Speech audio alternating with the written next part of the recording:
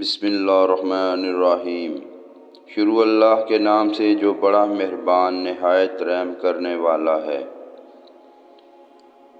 آپ صلی اللہ علیہ وآلہ وسلم نے فرمایا، اس ذات کی قسم جس کے ہاتھ میں میری جان ہے، اگر تمہیں اس عذاب کے بارے میں علم ہو جائے جس کا مجھے علم ہے تو تم کثرت کے ساتھ آنسو بہاؤ اور بہت کم ہنسو۔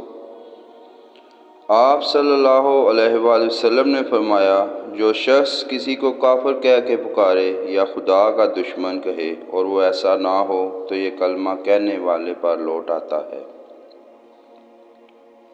آپ صلی اللہ علیہ وآلہ وسلم نے فرمایا، اذان اور اقامت کے درمیان دعائیں رد نہیں ہوتی، لہٰذا دعا مانگا کرو۔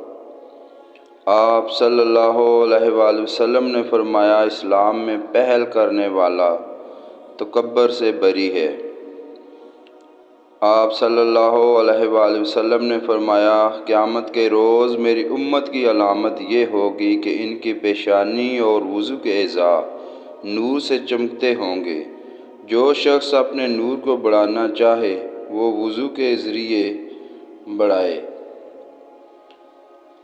آپ صلی اللہ علیہ وآلہ وسلم نے فرمایا، جو شخص اللہ تعالیٰ اور آخرت کے دن پر یقین رکھتا ہے اسے چاہیے کہ اپنے مہمان کی عزت کرے۔